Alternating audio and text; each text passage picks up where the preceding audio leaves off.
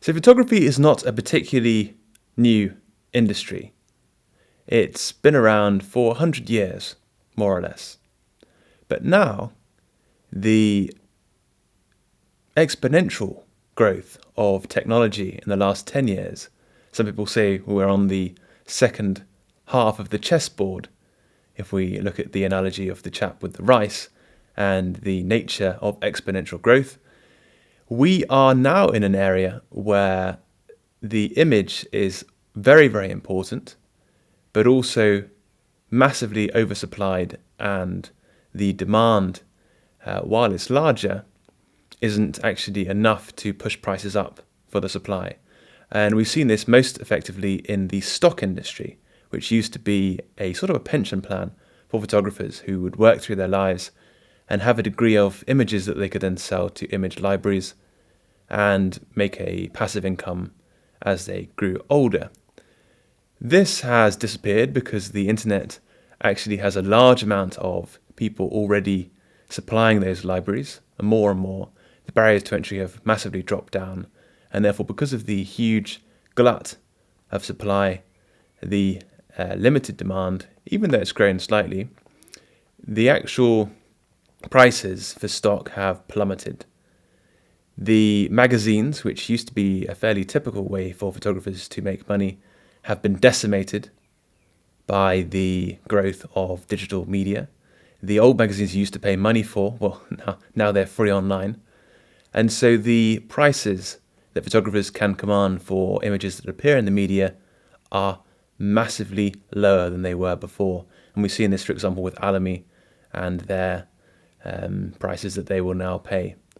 We also see the rise of citizen journalism because, of course, everybody now is a photographer to the extent that they have a camera on their phone. There's more cameras than ever before, and the iPhone is the most popular camera. So why pay a journalist to travel around the world when you already have people there? Why pay people an extra amount of money, for example, to photograph wars, when those people involved in the wars have the technology now to create images from the front lines? And again, at a low cost, because their economy has collapsed because of the war, and they'll work for less money. So obviously, on an international level, capital has really taken over from labour. The prices for photography have dropped down massively. And therefore, what happens next? Well, I think that we're going to see an increasingly polarised society between the very poor and the super rich. I think 1% of the world owns more than, I think it's 50% of the wealth, a great deal of the wealth anyway. And therefore, the prices that the average person can command for their photography are going to drop down. The main reason for this is the growth of digital photography. It's much more easy to learn photography. You can learn fast, you can learn free, and you can create photographs digitally, so you can spread them around. There's no cost of printing in the same way that there was to learn, no cost of developing either. And so there are a lot more younger people who are learning photography, and that's pushed prices down. We've all seen, for example, the wedding prices drop down from tens of thousands now to a lot less. And by finding the students, by finding the people who are getting into photography at a young age, you can actually find that their photographs are already very, very good because of the ability to learn online and the ability to progress faster with the cheapness of digital photography to actually do. Where's it going to go next? I think that there's two books worth reading. The Rise of the Robots and Super Intelligence.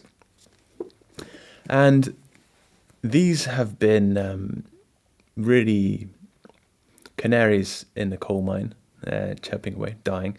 But basically, the rise of automation is going to replace a large amount of jobs. I think McKinsey said by 2055, 55% of jobs in the US are going to be gone.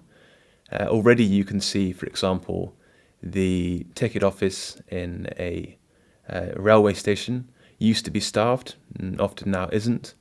The supermarkets now have automatic checkouts. Already in your day-to-day life, you can see that robots, because of their their ability to undercut any minimally waged employee, because of course the minimum wage is set, and actually make sure that all of the people who would, all of the capitalists who would otherwise hire people at a lower wage can't, and therefore decide it's worth investing in robots to replace those people long term. And of course, the glut of capital created by quantitative easing again helps this transition. What's going to happen with photography is that those people who will be replaced by robots, by AI, well, what do they do now? Photography is one of those things that they will be able to get into because the barriers to entry are very low. A lot of those people are already fairly well off, well educated, and a lot of them have already got the cameras, the equipment they do as a hobby. So they're already good photographers, and they'll think to themselves, okay, well, I've got paid off by my company for redundancy because I've been replaced by a robot. And this is not just people who are working in blue-collar jobs, it's also a lot of white-collar jobs as well, such as lawyers and even doctors. And so those people, with the expertise they already have, with the intelligence that they possess, and with the investment they've already put into their photography, will be able to quickly undercut the professionals who've just got into photography from the year dot. They'll be able to learn faster by taking advantage of online training courses and one-to-one workshops. And therefore, because of the enormous supply and because a lot of them are already retired and therefore don't necessarily need as much money to survive as photographers, that will push prices down. The immigration in Western countries has accelerated. And again, this is going to put further stresses on the photography industry because it's very easy now to buy a camera. They're very cheap, and you can very quickly get into photographing weddings, photographing portraits, photographing those traditional things that used to be the bread and butter of the working photographer. So you can specialize, of course, you can build a brand. That's going to require a lot of social media investment in time.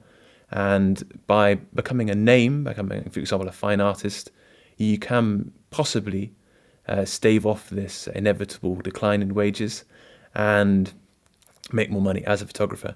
But for the vast majority of people, they're going to face increasingly more and more qualified, not qualified, more able, because I don't think that's one other thing with, of course, you don't need a photography qualification.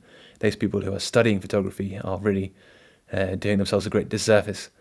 But in terms of getting a degree or getting some sort of formal qualification, your portfolio matters more and your connections. But what's going to happen?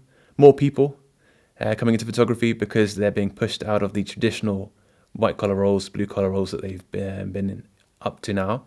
And therefore the prices, because of the sheer supply of labour, will be pushed down. It might be worth thinking about this in your photography.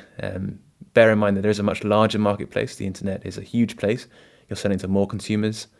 More and more people are going to come online. Mobile is much more important. Video is going to be much more important. But in terms of your day-to-day skill as a photographer, unless it's at a very high level and your marketing is even higher and your degree to do business is even higher still, networking and so on, I would suggest reevaluating your future as a photographer. So I hope this has been useful, and leave any comments in the comment section below. And thanks so much.